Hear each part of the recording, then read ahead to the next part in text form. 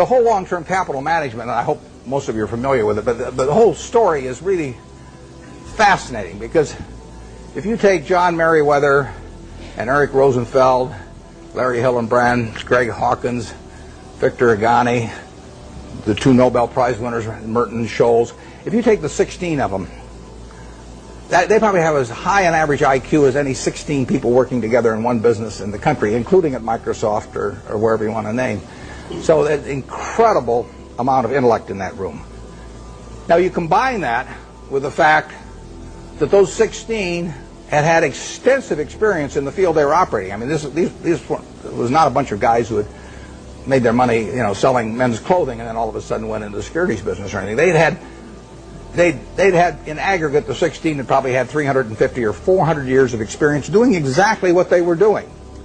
And then you throw in the third factor, that most of them had virtually all of their very substantial net worths in the business. So they had their own money up, hundreds and hundreds of millions of dollars of their own money up, super high intellect, working in a field they knew, and essentially they went broke.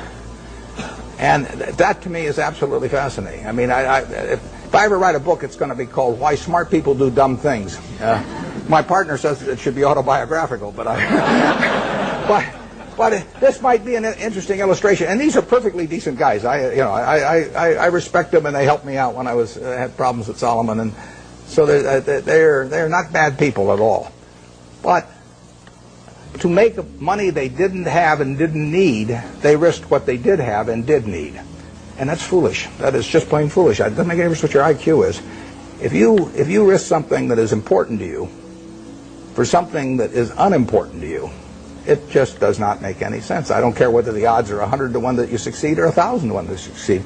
If you hand me a gun with 1,000 chambers, 1,000,000 chambers in it, and there's a bullet in one chamber, and you said, put it up your temple, how much do you want to be paid to pull it once? I'm not going to pull it. You can name any sum you want, but it doesn't do anything for me on the upside, and I think the downside's fairly clear. So I'm not interested in that kind of a game, and yet people do it financially and without thinking about it very much.